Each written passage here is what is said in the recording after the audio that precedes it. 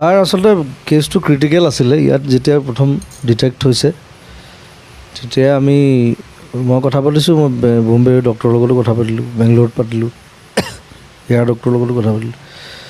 চ' 4th ষ্টেজত ধৰা পৰিছেতো তাৰ, এইটো খুব ক্ৰিটিকেল আছিলে কথাটো।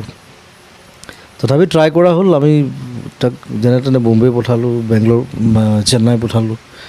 ট্ৰিটমেণ্ট যিমানখিনি লাগে 1 মাহ ধৰি আমি কৰাইছোঁ ভালকৈ। এতিয়া তাৰপিছতো যদি ঠিক নহয় সেইটোতো আমাৰ হাতত আচলতে নাই একো। খালি সি বৰ নতুন উঠি অহা ল'ৰা এটা, ভাল কৰি আছিলে কাম।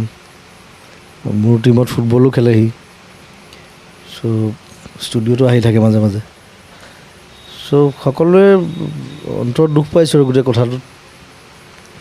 এতিয়া উপায় নাই। এতিয়া মাক ককায়েকক কথা পাতিলোঁ আজি, মোক কৈছোঁ আপোনাক ঘূৰি আহক, অহাৰ পিছত মই ঘৰলৈ যাম।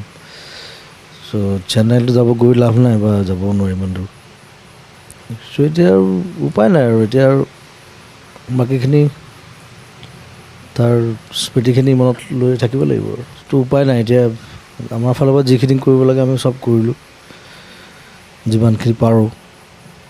আৰু ডক্টৰে যেতিয়া হাত দাঙি দিয়ে আৰু তাৰপিছততো কোনো বস্তু একো কৰিব নোৱাৰে আচলতে।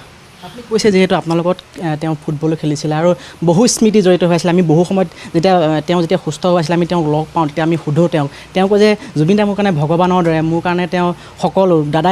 দাদা তেওঁ মোৰ বাবে অকল দাদাই নহয়, তেওঁ আপোনাক সৰ্বে সভা মানিছিল তেওঁৰ জীৱনত।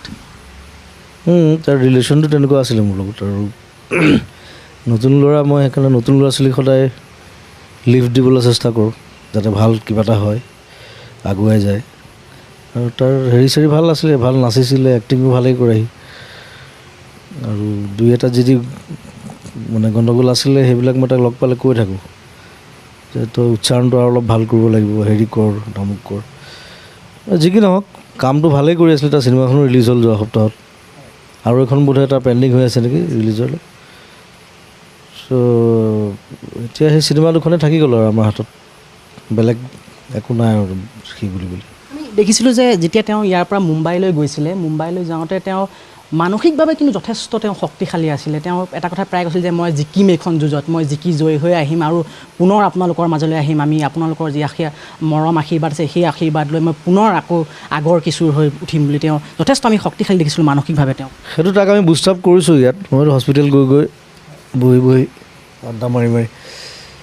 চ' মেণ্টেলি যিখিনি ষ্ট্ৰেংথ লাগে সেইখিনি যিমান পৰা মই দিবলৈ চেষ্টা কৰিছিলোঁ। জয়ন্ত আমি চব লাগিয়ে আছোঁ। সিদ্ধাৰ্থ মোৰ মেনেজাৰ, তাৰ ঘৰতো গৈছোঁ, মই গৈ তাৰ লগত কথা চথা পাতি আহিছোঁগৈ। চ' এতিয়া সেইখিনি তাৰ ষ্ট্ৰেংথটো ভালেই আছিলে যিমান দূৰ দেখিছিলোঁ ইয়াত থাকোঁতে। ইয়াৰ পৰা গৈ পেলাই আচলতে বেমাৰটো খুব সোনকালে স্প্ৰেড হয় ন, এইটো সময় নিদিয়ে মানে মানুহক। এইটো প্ৰব্লেমটো তাত। চ' ইয়াতো মই তাৰ ৰিপৰ্ট চাইছিলোঁ, তাৰ চেকবনত স্প্ৰেড হৈছে অলৰেডি। তেতিয়া মোক ডক্টৰে ক'লে এইটো ঘূৰি অহাটো অলপ টান, আমি ট্ৰিটমেণ্ট কৰিম বাৰু, এতিয়া বাকীখিনি আৰু তাৰ লাকৰ ওপৰত ডিপেণ্ড কৰিব। চ' ভাগ্যই সাথ নিদিলে।